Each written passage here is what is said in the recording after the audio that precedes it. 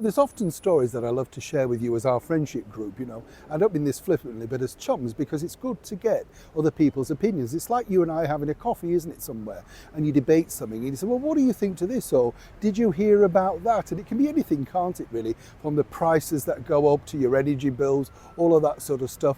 And genuinely, that's what I mean. You look into things, and it's good to have that conversation. Recently, we were out at Heathrow filming simply because of all the political stuff, and I noticed that a lot of the staff were wearing Palestine badges, and scarves and stuff like that. And I was told, when I asked the staff, I said, why are you allowed that?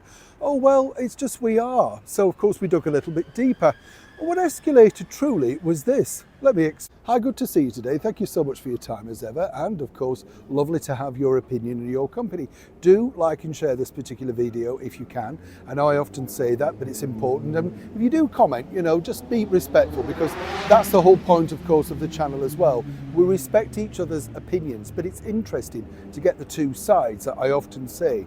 Now, what I'd find strange about this is, as I say, over at Heathrow, you would have thought that there would have been a total ban on all sorts of stuff. But this is the world we're living in now, Now, if you remember a couple of years ago, and this still stands, by the way, a particular lady was banned from having a cross visible round her neck, or indeed on her uniform. Apparently this could offend people, and she won and battles and all that sort of stuff. But the thing was, clearly we're a Christian country, but no, you're not allowed to do what you want in your own country.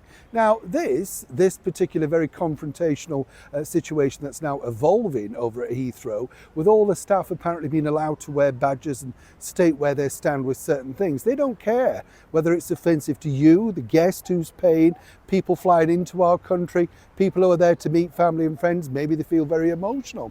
Now, what's odd about this is, as I say, in another world, you would think you were never allowed to have anything sort of seen that could offend the customer. Customer was king. Do you remember that? Years ago, as many people know, when I worked in hotels, you were allowed no jewelry, you're not really even a watch, and when even young ladies who had earrings, they had to wear flesh-coloured plasters to cover them up, because they said it was a hygiene thing and they didn't want to offend, the usual stuff. Now what's happening, as I say, over here is this is particularly escalating, and the staff are ready to revolt and perhaps even go on strike if they're not allowed to do this.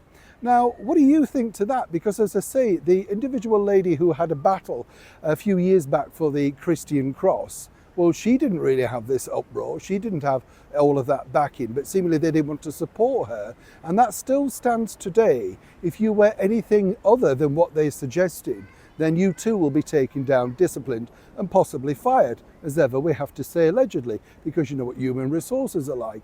But this story is getting bigger and bigger. Do you agree with it, or should staff remain, virtually invisible, just doing the job that they're paid to do? Why do we need to be sold and told political opinions at every corner?